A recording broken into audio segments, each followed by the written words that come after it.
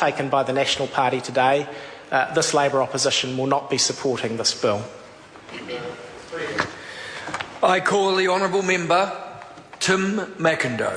Thank you, Mr. Speaker. What a disappointing contribution that was from Mr. Chevelle. And I'll explain why for a number of reasons. But I'll just begin with one of the points that he was speaking about right at the end, and that was the fact that he regretted that his SOP had been voted down. Well, the reason his SOP was voted down was because the officials advised us that it was an amendment that would have caused contradictions with regulation-making powers. And for that reason, it would hardly be an appropriate thing to write it into the law.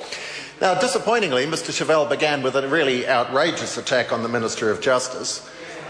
He then launched a snide broadside at the Attorney-General before making a pretty silly and totally inappropriate sexist remark about the member for North Shore. And I think he also said something about the Minister for Social Development, but I didn't pick it up, and I know that she's sufficiently bouncy to let that go. But the really important thing is that he avoided studiously engaging with the purposes of this bill. He made the point that he feels that this bill is a setback for women. Well, I want to make the point that in recent times we have seen many very talented women in New Zealand appointed to senior positions on the bench, and that is a trend that will clearly continue. I'm renowned for having taken a very long time to complete my law degree. I must admit that when I began it, I was in classes that were typically dominated by men. By the time I returned to Waikato University and completed it, there were far more women in the classes than there were men. So I am absolutely convinced that over time we'll not only see many more women in all positions in firms and on the bench, but that we will also see a vast number of women appointed to the role of Queen's Counsel. Now, Mr. Speaker, Labour dismisses anything reflecting our Westminster heritage as archaic. Labour equates proven benchmarks of quality with snobbery. And they refuse to acknowledge altogether the widespread support for this bill within the legal profession, because, of course, that would mean they'd have to acknowledge that they got things wrong when they were last in office. The we know best attitude, which is so typical of the Labour Party, was constantly reiterated by the member for Christchurch East when she spoke on part 1 in the committee stages of this bill on Tuesday afternoon. I listened to her carefully, and she lamented that National was reversing some of the changes made by the last Labour government, and argued that we shouldn't do so because that will force a future Labour-led government to reinstate the changes. Well, her speech that afternoon could be summarised as, be reasonable, do it our way.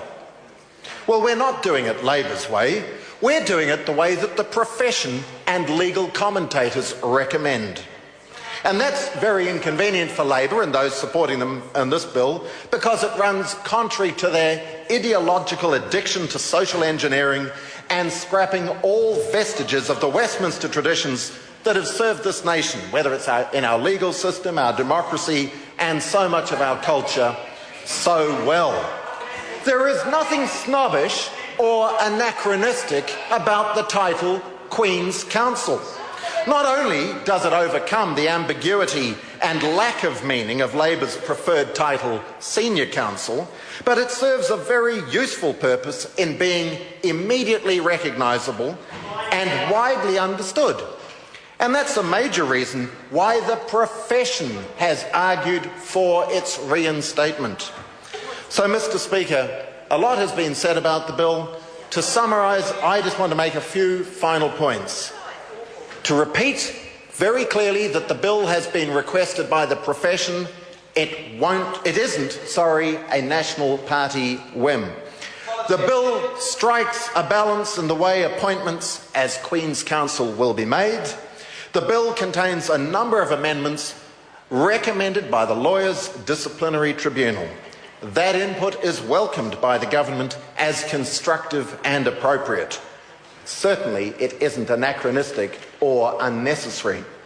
And finally, the bill reflects a government that listens, a government looking to the future needs of our legal system while valuing and celebrating our heritage, and a government that is in tune with the electorate but opposed by an opposition obsessed with social engineering and its continuing astonishment that it was thrown out of office in 2008 by an electorate that must have been mistaken, because they surely can't have been. Mr. Speaker.